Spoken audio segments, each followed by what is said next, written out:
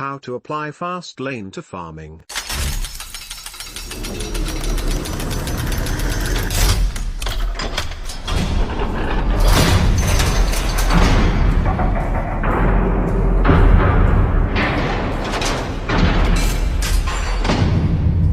Hey guys, I've long wanted to become a farmer and I was wondering how could I apply the Fastlane philosophy into farming? Particularly with livestock and such. I think the agriculture industry is open for innovation and forward thinkers. Most farmers are getting old and the youth generally stay away from entering the field. The thing I'm figuring out now is how biotech can help agriculture better crops.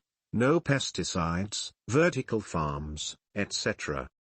I think that the biggest leap would be a total automation, self-driving machinery, drones monitoring how well the crops are rising, amount of water in soil, etc. Having a lot of cattle is a great start for biogas plant.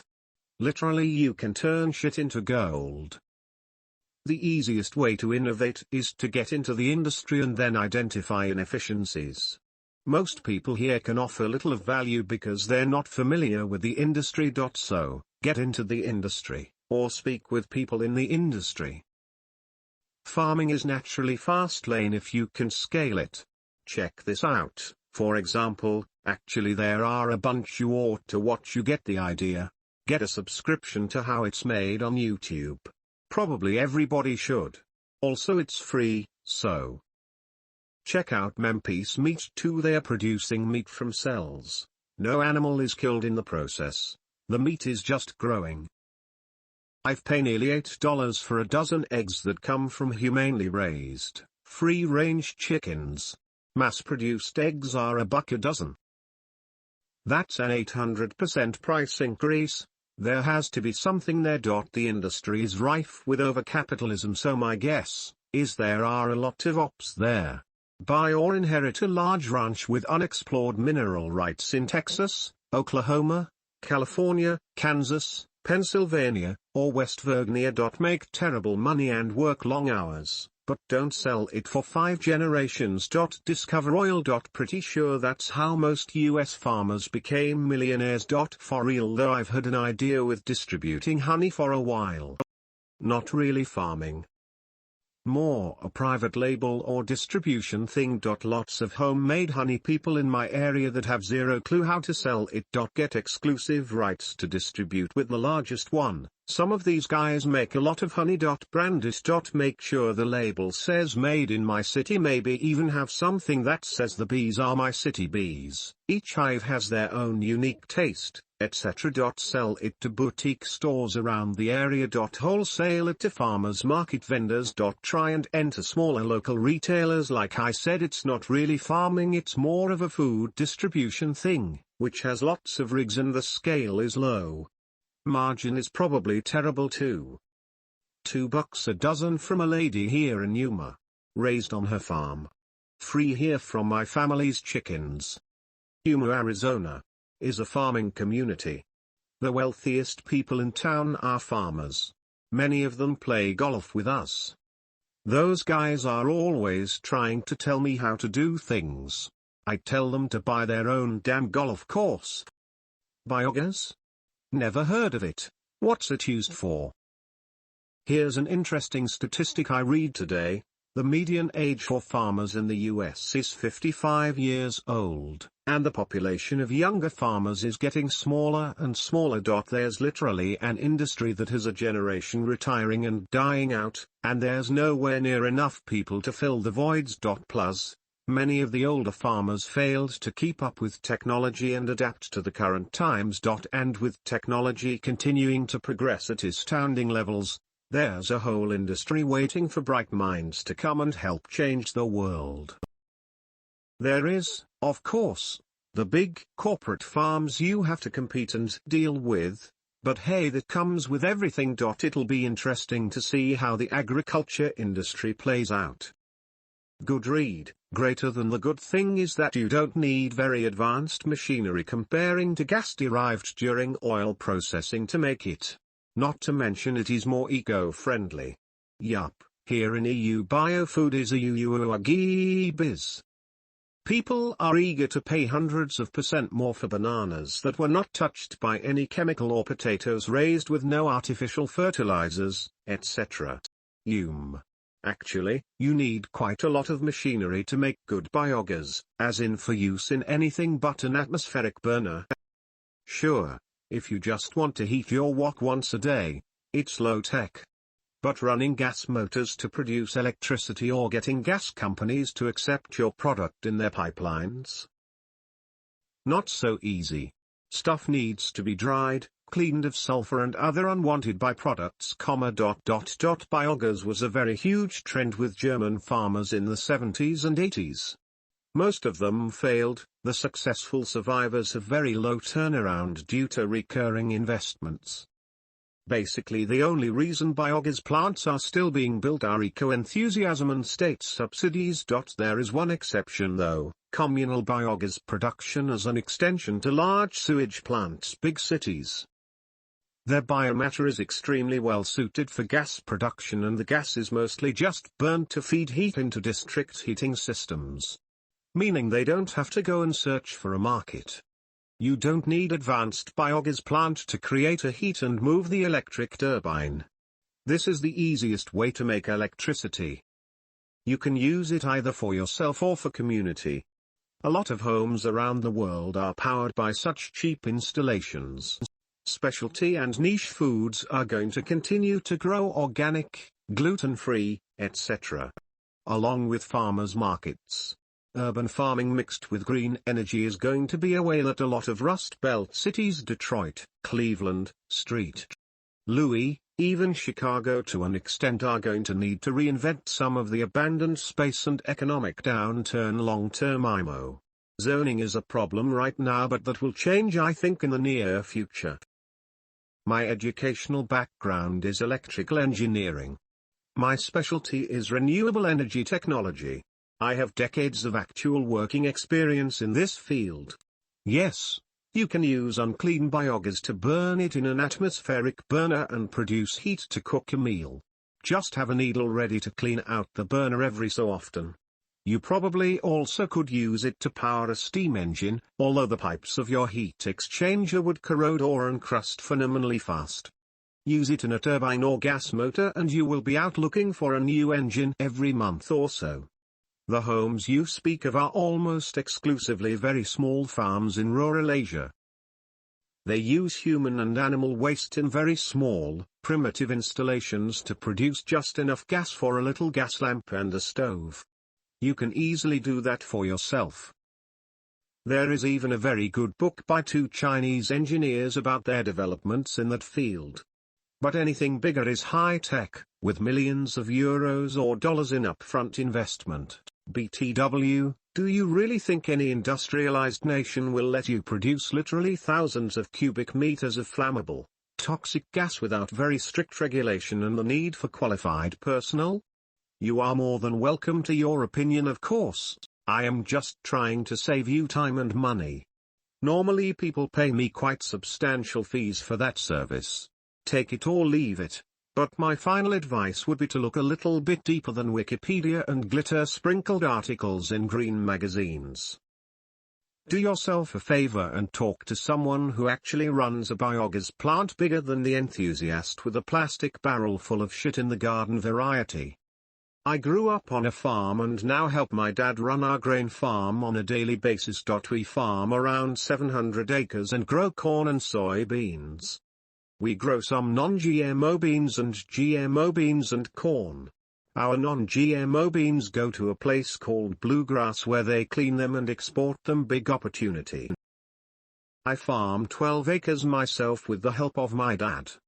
I don't know much about the livestock side of things, but farming is farming and it is similar all around. I farm 12 acres of soybeans and own no land, equipment, etc. I pay my dad to run the equipment to plant, harvest, and spray. I also pay my own rent and buy all of my own chemicals, seed, and fertilizer. This also translates to me investing zero time other than communication, research, and looking at the crops. Total expenditures, $3,676.35. Total revenue, $3,956.5 profit, $280.15. This is for 12 acres and my bins yielded only 32 bushels or acre. A good crop would be 50 plus bushels or acre, but the rent would also be more expensive. Rent for the best farmland can be over $200 or acre, and the same land can sell for over $10,000 or acre. Farming is expensive to scale regardless of if it is livestock or grain. Don't farm.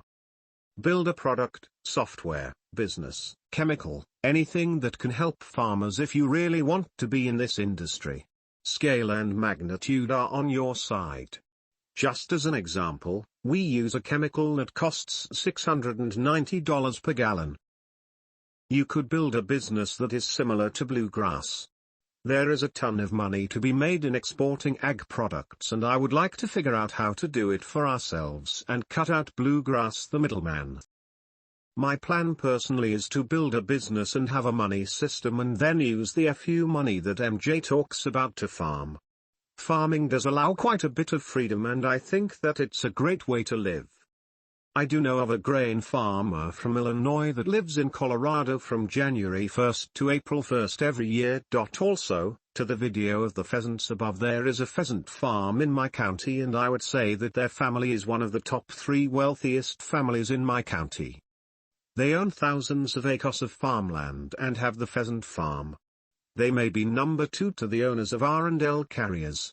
They were able to scale both their pheasant operation and grain operation and are doing pretty well. Hopefully I didn't miss anything, and if you have any questions, ask away.Edit, a forum you would want to check out as many farmers are on there every day, and I'm sure you could find a need to solve rather easily. Edit 2. Drone deploy sensors that is making big money helping farmers map their fields with drones.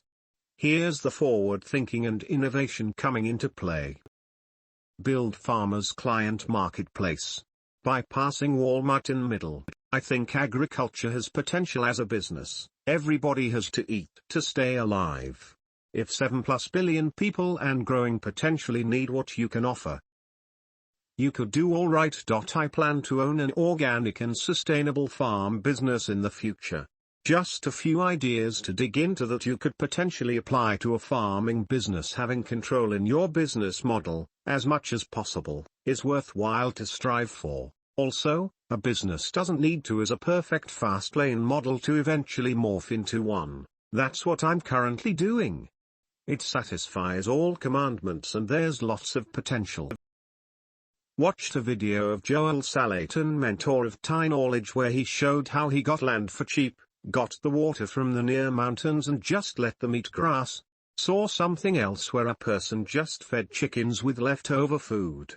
Almost all animals can be fed with leftover food technically. In 50 years current animal agriculture isn't possible at such high scale due to population expansion, and the current mass animal farming is pretty bad sadly. Solutions must be found. Lab-grown meat is an option like said, or just good fake meat. So resourcefulness is important, also for the well-being of animals. I really get excited about this stuff, should look into it more lol. Most farmers don't know how to market their produce to wholesalers and customers. An online marketplace solves that problem by connecting them with buyers. It eliminates the middlemen and thus gives them better prices, and provides them with information about supply or demand and current prices. It also makes it easier for companies to look for suppliers of produce. Putting up a website isn't enough. You need to solve the chicken or egg problem. If you don't have buyers, how to attract sellers, and if you don't have sellers, how to attract buyers. This takes time and hard work. You have complete control over your website. Like with any other web business, scale is not a problem and the industry is huge. It is not hard to automate the business. The website exists and makes money even when you sleep. Agree. There is also huge potential on the supplier side. We all know that chemicals are bad. GMO is the way to go, but it has a really bad biased marketing. This thread is filled with ideas. I want to thank everyone for their thoughts. This just got the juices flowing. Emoji 2 sent from my iPhone using Taper Talk. I live in the Midwest and know many people involved in agriculture at various levels. All are in corn, bean or mint production. They all echoes comments here in today's regulatory environment. Big Ag is literally eating the small producer alive. Here in the Midwest, small farms are still going under while Big Ag is growing. There must be some sort of system in place that enables large corporate farms to prevent competition, but what might that system be? I don't think the public would agree with you there. I know that I don't. Labeling of GMO components has been proposed repeatedly. The public wants the info to make their own choice, and some of the public would choose to pay more for non-GMO food. As you said, that demographic is now we're on to a viable small business though. Specialized food production that meets the needs of the growing anti-GMO and anti-chemical market. That has much more potential for the newcomer. I think one way is having your farm or facility rented. Getting investors to invest in livestocks and then you take care of them for a fee, and if you have contacts to sell the livestocks you can give investors percentage return on their investments. Just a few things that I can think of for now. It depends. Basically without GMO we would be screwed. I'm not a big fan of both chemicals and GMOs, but it really had a big influence on the food production in many areas globally. I agree that food corporations took over and it will be hard to make small farmers big again. I know in my area there are people that will do a 50 or 50 split with hogs. One person buys and owns the pigs and pays for feed, meds, etc. The other person owns the barn and equipment and takes care of the pigs daily. Screwed? That sounds like the big ag propaganda I hear all the time from the industry. Why not allow people the freedom to choose by being honest them about what is being put into their food? Of course, freedom of choice. But GMO has a really bad PR, not all of it is true. Crops without modification would not yield as much or would not survive many diseases, harsh conditions. I did some research on it. It is not from Wikipedia. Young farmers are dying out, but that is also due to economies of scale in cash crop farming. My in-laws farm 1,000 acres in Ontario and that is the bare minimum to be viable in that field. Farms are expanding constantly and buying out people with 200 acres or 300 acres or renting from them. If you wanted to buy 1,000 acres in southern Ontario, you are looking at around $22 million. If you can figure out to add value to these massive farms, then you are on to a winner. They already spend literally $100,000s of dollars on combines. They will spend money on making their lives more efficient. I have seen some cool stuff around here. One family imported a special turf for soccer fields and is the only supplier in the province. Or so they said. They started as a cash crop farm. Another thing is seeing trends and getting on them. Ginseng is a massive money maker right now. Screwed as in millions, billions of people would have died in the third world. There were legitimate fears of mass starvation before GMO crops. That is complete propaganda. Pretty simple to disprove though. Just try to find out exactly which GMO crops saved us from this mass starvation. Where are they planted, and most important, try to find figures about how much higher their yield actually was, compared to regions without the use of GMOs. Such data does not exist, because all actual scientific research points out that GMO crops have failed to increase yields or reduce the use of pesticides or herbicides. What actually did change yields a lot, was the global proliferation of artificial fertilizers. I only know of one example for exactly the opposite. The widespread adaption of GMO cotton in India led to massive problems in drought years, because the new plants needed more water and were therefore dependent on irrigation, which the millions of very small farmers could not afford. In good years the GMO plants would bring higher yields, but in bad years the farmers would end up with nothing but dust. Living year to year, that meant facing starvation. This was and still is a major contributing factor to the suicide waves of Indian farmers, which have occurred since 2002. Does starvation still exist in the Third World? Since you are in Washington, D.C., production agriculture is probably out of the question. The best way to make money in the cattle business is to have pump jacks for shade for your cows. It's a joke if you are not from Texas. My advice would be to find a really good product that is already in production and go market it. High-quality beef is impossible to buy in a grocery store.